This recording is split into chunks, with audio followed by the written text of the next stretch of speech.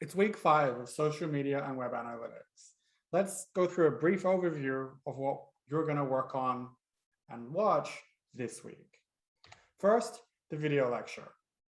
Video lecture this week is going to focus on the topic of influencers. And it's going to ask essentially 4 questions.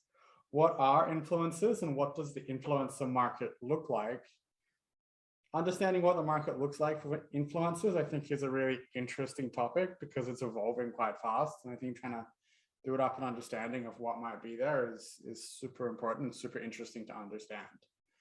Then, if influencers are out there, we might want to understand whether we can identify consumers or people in the population that might be susceptible to influence. So who might be kind of market for influencers? Then we'll think about whether influencers are effective. So do they increase some kind of engagement metric that we care about? And we'll look at an experiment where people try to understand whether influencers are effective in a very particular context. And finally, we'll take a step back and think about the regulation of influencer markets and influencer marketing, which is becoming more and more relevant. And we have to understand how, as we add extra regulation and go away from influencer marketing being a bit of a Wild West, how is that going to impact how consumers engage with influencer marketing and maybe influence the return on investment for influencer marketing? In addition to the video lecture, we're going to have a live computing lecture this week where I'm going to build off what we did 2 weeks ago, where we started thinking about some kind of introductory notion of text analytics. Now we're going to move into what I'm going to call intermediate text analytics. We know how to treat words as data. Now we want to extract some deeper understanding out of it. So there's 2 things I want to discuss this week in that video lecture. One, can I measure sentiment? So can I measure from text how positive, negative, or whether they're just neutral in tone a given piece of text may be? And maybe how, if I can aggregate texts to a unit of time, say daily, can I look at how sentiment about a specific topic or from a set of texts that are timestamped evolves over time? So if you remember back to last week, where we talked about word of mouth, there's a paper that I wrote where I look at how the ratio of positive to negative tweets impacts movie demand over time. So how can we compute how that positive to negative ratio moves around over time, for example? In addition to understanding and measuring sentiment, we're going to look at trying to infer topics of discussion. So this is kind of a deeper step, not just is a text positive or negative, but if there's a bunch of texts out there, can we try and say this text is about topic A, this text is about topic B, another one about topic C, and so on. The way we're going to do that is use a tool called topic modeling.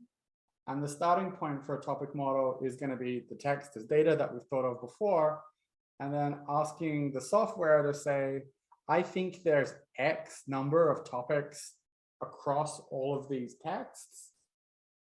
Go and try and partition all of those texts into that many topics. So I think there's 10 topics. Go and look at all those texts and try and classify them as best as possible into those 10 topics. Importantly, we don't say what the topics are. It's not like I think topic A is something like consumer buzz, or topic B is discussion about a specific actor.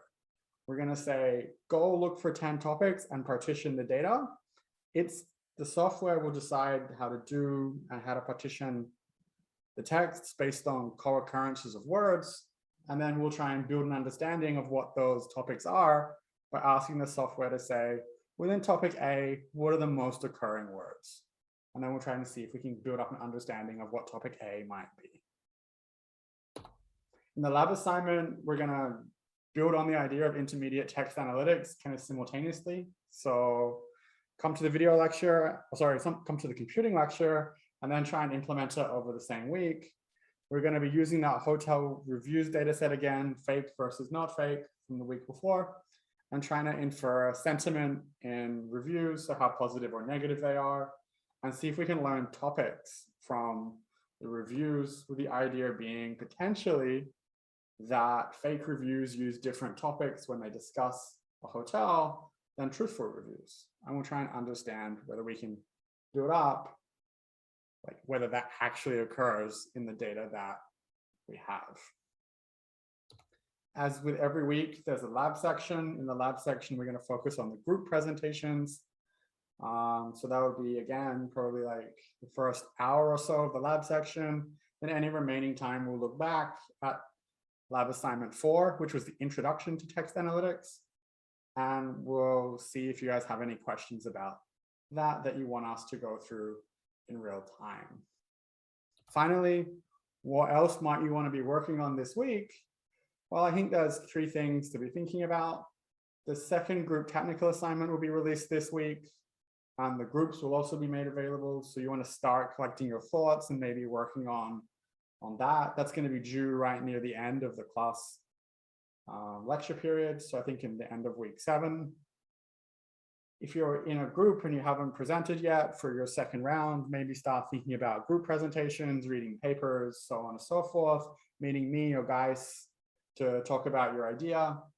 And then, like I said last week, where I thought we'd start thinking about exam revision because there's an exam coming up for the class. This week, I'd say continue that train of thought forward wherever you are. Either begin it or continue working on your exam revision for this class. I look forward to seeing you in the video lecture, the computing lecture, and I'm seeing half of you in the lab sections. See you soon.